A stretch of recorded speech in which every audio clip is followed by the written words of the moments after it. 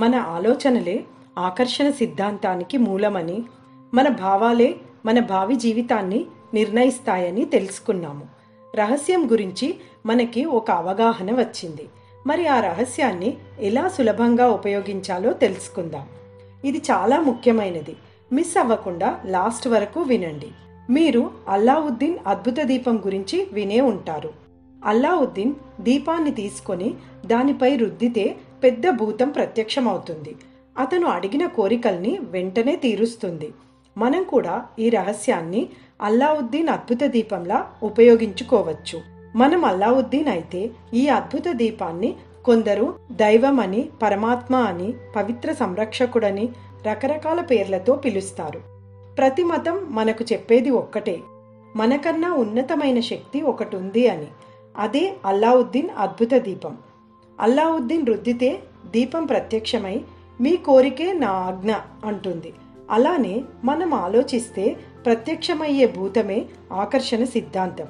ఆ భూతం ఎప్పుడు మనతోనే ఉంటుంది. మన ఆలోచనలని, మాటల్ని, ప్రతి పనిని గమనిస్తూ ఉంటుంది. మనం ఆలోచించే ప్రతిదీ మనం కోరుకుంటున్నాము అనుకుంటుంది. అదే మన ఆజ్ఞ అని శిరసావహిస్తుంది. మనని ఆకర్షణ సిద్ధాంతం ఎప్పుడూ ప్రశ్నించదు. కేవలం మన ఆలోచనలే మన కోరికలు అనుకొని అవి మన ముందు ఉంచడానికి పరిస్థితులను, మనుషులను, సందర్భాలను, ప్రపంచాన్ని కూడా ప్రభావితం చేస్తుంది. ఈ రహస్యాన్ని వాడుకొని కోరిన దాన్ని సృష్టించుకునేందుకు మనకు సులభమైన మార్గం ఒకటుంది. దానికి 3 స్టెప్స్ ఉంటాయి. అందులో మొదటిది అడగడం. విశ్వాన్ని అడగడం. మీకు కావలసింది ఏమిటో అడిగితే ఈ ప్రపంచమే మీ ఆలోచనలకు స్పందిస్తుంది. మీకు నిజంగా కావలసింది ఏమిటి అని ఎప్పుడైనా ఆలోచించారా? మంచి భావంతో కూర్చొని ఒక పేపరు, పెన్ను తీసుకొని మీకు కావలసింది ఏమిటో క్లారిటీగా రాయండి. అది వర్తమానంలో ఉండాలి. ఉదాహరణకి, నాకు ఎంతో సంతోషంగా ఉంది, నేను కృతజ్ఞతాపూర్వకంగా రాస్తున్నాను అని మీ జీవితం ఎలా ఉండాలని కోరుకుంటున్నారో వివరంగా వ్రాయండి. మీకు కావలసిన దాన్ని ఎంపిక చేసుకోవాలి. ఏం కావాలి అనే దానిపై స్పష్టత ఉండాలి. స్పష్టంగా, క్లారిటీగా లేకపోతే ఆకర్షణ సిద్ధాంతం కోరుకున్న దాన్ని తీసుకురాలేదు. అందుకని స్పష్టంగా అడగటాన్ని అలవాటు చేసుకోండి. నిజంగా ఇది చాలా సులభమైన, గమ్మత్తైన విషయం. ప్రపంచాన్ని ఒక కేటలాగ్లా చూసుకోవాలి. అందులో పేజీలు తిప్పుతూ నాకు ఇలాంటి విజయం కావాలి, ఇలాంటి సంపద కావాలి, ఇలాంటి వ్యక్తి నా జీవితంలోకి రావాలి అని వ్రాస్తూ విశ్వానికి మీరు కావలసిన దాన్ని ఆర్డర్ ఇవ్వాలి. ఇలా ఒక్కసారి ఆర్డర్ ఇస్తే చాలు. మళ్ళీ మళ్ళీ అడగనవసరం లేదు. ఎందుకంటే హోటల్లో మనం ఒక్కసారే ఆర్డర్ ఇస్తాం కదా. ఇది అలాగే. సెకండ్ స్టెప్ నమ్మకం. మీరు అడిగింది మీ సొంతమైంది అని నమ్మాలి. ఎలాంటి డౌట్స్ లేకుండా కనిపించని దాన్ని నమ్మాలి. మీరు కోరింది అందుకున్నారని నమ్మాలి. మీరు అడిగింది ఆ క్షణంలోనే మీ సొంతమైంది అని ప్రగాఢ విశ్వాసంతో ఉండాలి. మీకు కనిపించని దాన్ని నమ్మి అది అప్పటికే మీ వద్ద ఉంది అని మీరు అనుకున్నప్పుడు యావత్ ప్రపంచం కనిపించని దాన్ని కనిపించేలా చేయడానికి సంసిద్ధమవుతుంది.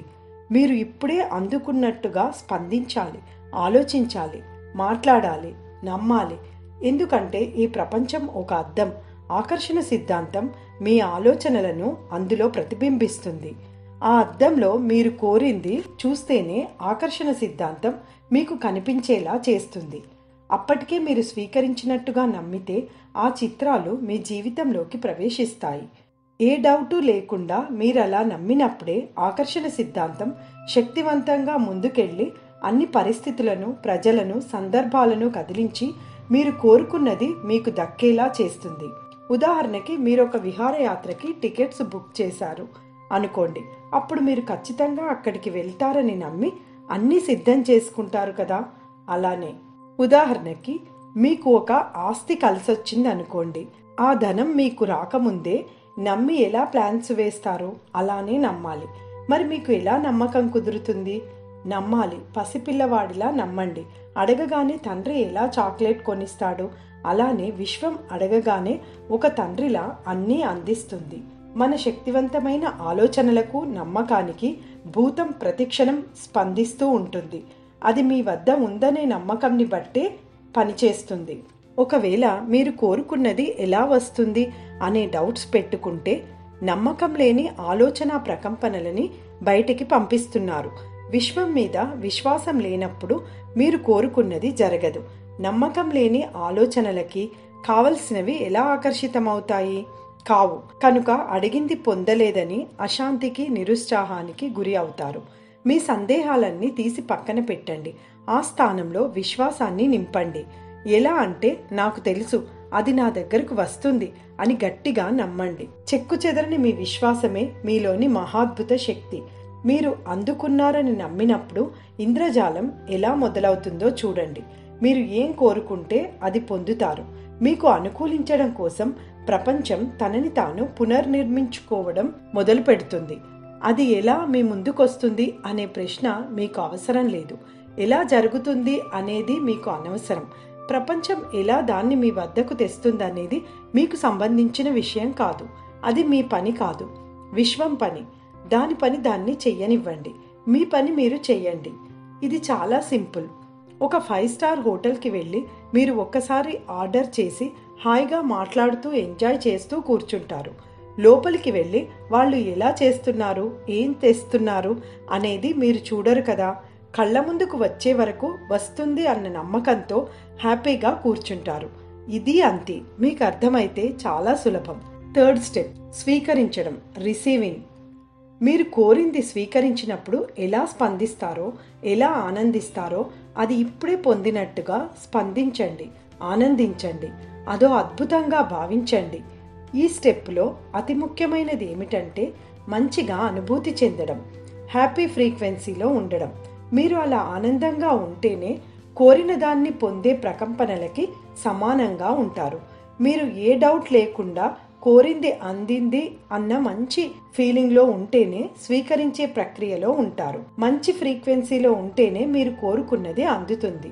ఆ ఫ్రీక్వెన్సీలో ఉండాలంటే మీరు ఇలా అనుకోండి: నేను ఇప్పుడే కోరింది అందుకుంటున్నాను, నా జీవితంలో అంతా మంచినే అందుకుంటున్నాను. పదే పదే అనుకోండి. వీలైతే మీరేమనుకున్నారో అది అందినందుకు కృతజ్ఞతలు అని రాసి పెట్టుకోండి. ఆ అనుభూతిని పొందండి. రాయడం అనేది చాలా ముఖ్యం. ఎందుకంటే మన మైండ్లో వేల ఆలోచనలు ఉంటాయి. ఎప్పుడైతే మనం పేపర్ మీద మనకి ఏం కావాలో రాస్తామో అప్పుడు ఒక్క ఆలోచన ఫిక్స్ అయినట్టుగా యూనివర్స్కి అర్థమవుతుంది. రాసినప్పుడు క్లారిటీ అనేది వస్తుంది. అందుకే ఏం కావాలో స్పష్టంగా విశ్వానికి అర్థమయ్యేలా రాయండి. మీకు అర్థం కావడానికి చిన్న ఉదాహరణ చెప్తాను. ఒక హాల్లో 1000 మంది కూర్చొని ఉన్నారనుకోండి. ఎవరిని సరిగ్గా చూడలేము. అదే ఒక అతన్ని నిల్చోమంటే ఈజీగా అతన్ని చూడవచ్చు. అలాగే వేల ఆలోచనల్లో మీకు కావలసిన ఒక్కదాన్ని పేపర్ మీద రాసి నిల్చోపెట్టాలన్నమాట. మొదటి స్టెప్ అడగండి, 2 నమ్మండి, 3 పొందండి. మీరు కావలసిన దాన్ని స్పష్టంగా అడిగి గట్టిగా నమ్మి పొందినట్టుగా అనుభూతి చెందితే చాలు, కోరింది మీ జీవితంలోకి వస్తుంది. అయితే మీకు ఒక డౌట్ రావచ్చు: ఏది అడిగితే అది ఇవ్వబడుతుంది కదా, మరి నేను ₹1,00,00,000 అడిగినా వస్తాయా అని. వస్తాయి.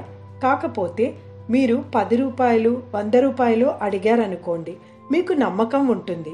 మీకు అవి చాలా ఈజీ, ఏముంది ₹100 కదా, ఎవరైనా ఇస్తారు అని నమ్ముతారు. కాబట్టి వస్తాయి. 1,00,00,000 అంటే చాలా ఎక్కువ, ఎలా వస్తాయి అనే డౌట్ ఉంటుంది. మీరు నమ్మలేరు, అందుకే రావు. కానీ యూనివర్స్కి ₹10 ₹1,00,00,000 ఒకటే. ఆ తేడా విశ్వానికి తెలియదు. మీరు అడిగింది, నమ్మింది మాత్రమే తెలుసు. కానీ ఆ తేడా మీకు తెలుసు. అందువల్లనే మీరు నమ్మలేరు. మొదట చిన్న చిన్న వాటిని అట్రాక్ట్ చేసి చూడండి. మెల్లిగా మీకు యూనివర్స్ పై నమ్మకం కుదిరితే ఎంత పెద్దదైనా సులభంగా అడుగుతారు. అయితే ఈ రహస్యం అనేది మ్యాజిక్ కాదు, లాజిక్. మీరు అడగగానే ₹1,00,00,000 మూట మీ మీద పైనుండి వచ్చి పడదు. లాజికల్గా మనుషులు, పరిస్థితులు అన్నీ మీకోసమే అన్నట్టుగా మారి మీ వద్దకు వచ్చేలా చేస్తుంది. సీక్రెట్ పుస్తకంలోని సారాంశాన్ని నాకు అర్థమైన రీతిలో మీకు సులభంగా వివరించాలని, దాన్ని ఉపయోగించుకొని మీరు జీవితంలో అనుకున్నవి పొందాలనే నా ప్రయత్నం. నా ఈ ప్రయత్నానికి మీ ఆదరాభిమానాలు తోడైతే ఆ ఉత్సాహమే మీకు మరిన్ని మంచి వీడియోలు నా చేత అందిస్తుందని ఆశిస్తున్నాను. ఈ వీడియో కనుక మీకు నచ్చితే లైక్ చేసి షేర్ చేయండి. మరిన్ని అద్భుతమైన వీడియోల కోసం మా ఛానల్ని సబ్స్క్రైబ్ చేసుకోండి. ధన్యవాదములు.